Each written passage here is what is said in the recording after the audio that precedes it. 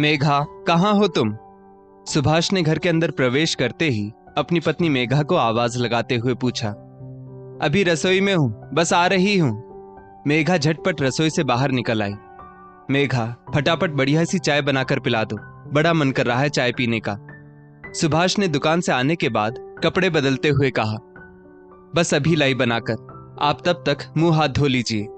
मेघा फिर से रसोई में चली गई और जल्दी से चाय बना लाई और चाय की प्याली सुभाष के हाथों में पकड़ाकर उसके चेहरे को निहारने लगी।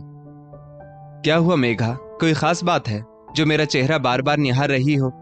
सुभाष ने एक हाथ में चाय का कप और दूसरे हाथ में पकड़े मोबाइल पर आंखें गड़ाए हुए ही कहा। हाँ, मुझे तुमसे एक जरूरी बात करनी है।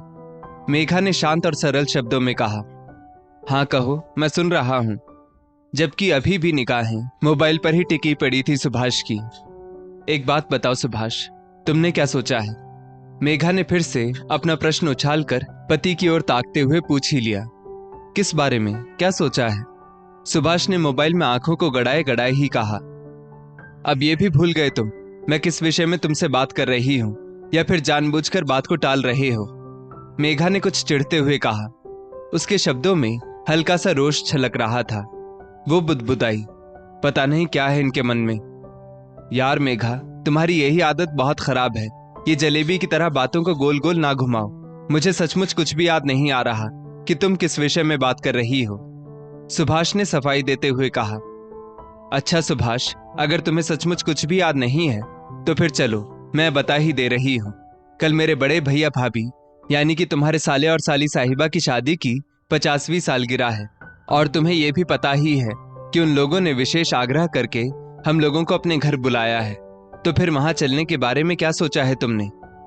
मेघा खींचते हुए अपनी बात को स्पष्ट करते हुए बोली। अच्छा वो बात, मैंने सोचा तुम कुछ और ही बात कर रही हो। सुभाष जानबूझकर अनजान बनते हुए बोला। वैसे मेघा, तुम देख लो अपना, क्योंकि मेरा तो जाना बहुत मुश्किल ही है। वैसे भी मुझे इन सब बातों के लिए दुकान से समय निकालना कुछ खास समझ में नहीं आता। मेघा रुआंसी होकर बोली। सुभाष, ये कैसी बातें कर रहे हो तुम? क्या तुम्हारा उन लोगों के प्रति कोई भी दायित्व नहीं है? मेघा की आंखों में सुभाष की ऐसी बेरुखी भरी बातें सुनकर आंसू आ गए थे। यार मेघा, तुम्हारी ये आदत भी बहुत खराब है। जब देखो तब रोने बैठ जाती हो और साथ ही साथ बहस भी करने लग जाती हो। प्लीज, मेरा मूड सही नहीं है, इसलिए बहस ना ही करो, वरना मेरे मुंह से बेमतलब का कुछ और निकल जाएगा। सुभाष मेघा की बातों से भिनक कर एकदम से तिलमिलाते हुए बोला। सुभाष, अब तुम्हारी बात मैं क्या ही करूं? तुम्हारा तो मूड हमेशा ही मेरे मायके जाने के नाम से खराब हो जाता है। जब से ब्याह कर आई हूं तब से ही ये सब देख सुन रही हूं। आज कोई नई बात थोड़े ना है जो तुम मान जाओगे। मेघा आज पूरी तरह से बहस के मूड में थी। उसके मायके में कोई छोटा मोटा फंक्शन तो था नहीं। उसके अपने सगे बड़े भाई और भाभी की गोल्डन जुबली का कार्यक्रम था, और मेघा ठहरी तीनों भाइयों में सबसे छोटी और सबकी बेहद लाडली भी। इसलिए भैया भाभी ने साफ साफ कह दिया था कि जब तक तुम दोनों लोग नहीं आओगे तब तक कोई भी कार्यक्रम आगे नहीं बढ़ेगा। मेघा के भतीजे और उसकी पत्नी ने भी बहुत जोर देकर बुआ को पहले से ही बुलाया था। तो पहले से तो ना सही, लेकिन कार्यक्रम वाले दिन तो जाना बनता ही है। लेकिन सुभाष को कुछ समझ में ही नहीं आ रहा था, या फिर वो जानबूझकर समझना नहीं चाह रहा था। मेघा, तुम्हारा इतना बड़ा तो परिवार है, 3 भाई भाभियां, उस पर भी तुम सबसे छोटी। जब देखो तब कोई ना कोई कार्यक्रम लगा ही रहता है। उन सब लोगों के घर पर मुझे नहीं अच्छा लगता वहां पर रोज रोज जाना। जब देखो तब मुंह उठाकर पहुंच जाओ, और ऊपर से बेमतलब का इतना फालतू खर्च भी तो हो जाता है, वो अलग।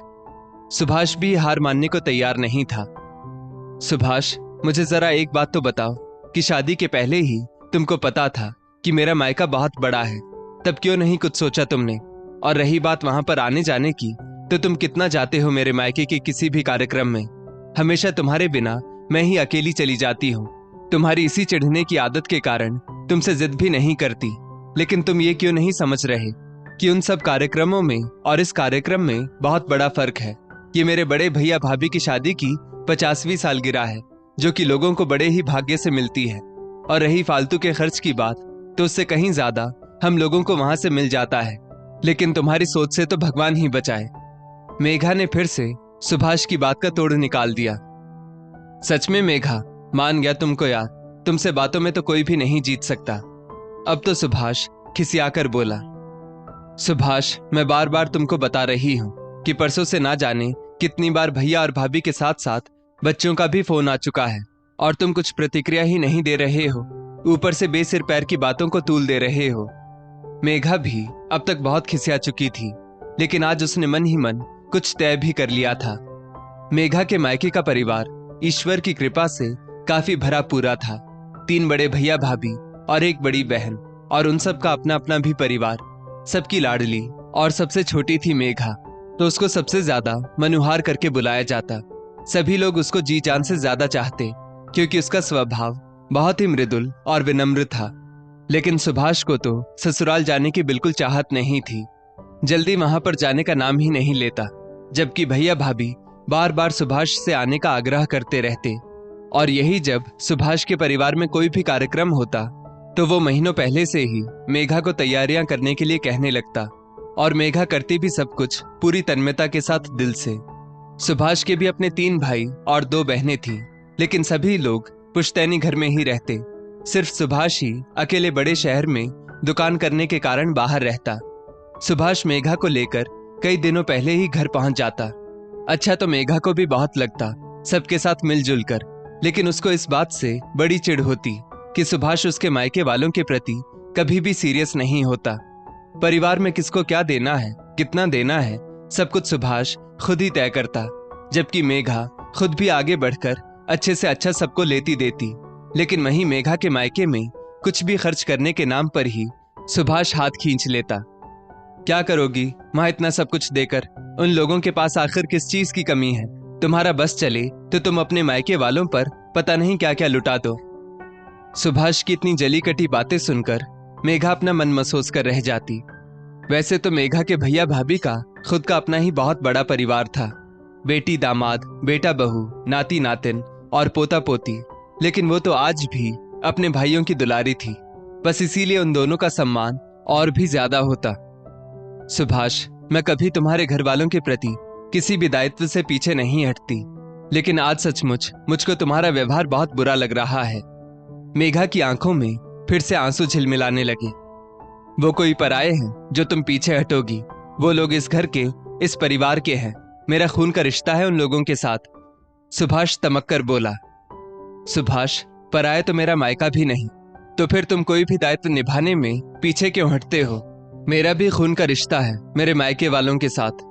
मेघा के सीने में सुभाष के ये शब्द बिल्कुल कटार की तरह जाकर लगे। ओह, मैं भूल गई थी, शायद मेरा मायका तुम्हारे लिए पराया है। अकेले जवाई होना इसीलिए पूछ ज्यादा होती है, वरना तो। अब तो मेघा भी गुस्सा कर बोली और उसने अपने वाक़े को अधूरा छोड़ दिया।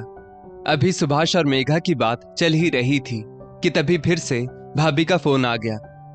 मेघा जीजी, आप अभी तक निकली कि नहीं? सब लोग अपनी लाडली मेघा का बेसब्री से इंतजार कर रहे हैं। बस भाभी, मैं अभी निकल रही हूं, मेघा आंसुओं को पीते हुए बोली। और जमाई राजा? भाभी ने हुलसकर पूछ ही लिया। भाभी, उनका मुझे पता नहीं, बस मैं आ रही हूं, मैं इतना जानती हूं, क्योंकि मैं अपने भैया भाभी के जीवन की खुशी के इतने खूबसूरत पलों को बिल्कुल भी नहीं खोना चाहती। मेघा मन ही मन निर्णय लेकर उठ खड़ी हुई। लेकिन जीजा जी क्यों नहीं? क्या इस बार भी वो नहीं आएंगे? भाभी के होंठों पर सवाल था, क्योंकि वो सुभाष के स्वभाव से अच्छी तरह से परिचित थी। भाभी, उनकी वो जाने। मेघा ने फिर से एक बार चिढ़ते हुए सुभाष की तरफ देखा। चलिए कोई बात नहीं, आप अपना मन मत खराब करिए, आप जल्दी आइए जीजी।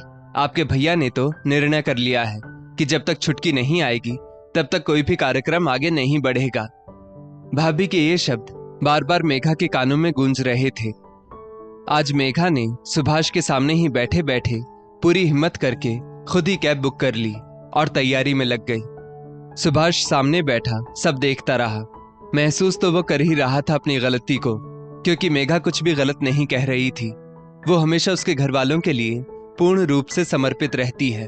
कभी भी उसने सुभाष का हाथ नहीं रोका उसके घर वालों पर कुछ भी खर्च करने के लिए, लेकिन वो तो हमेशा ही उसका और उसके मायके वालों का अपमान करने से नहीं चूका।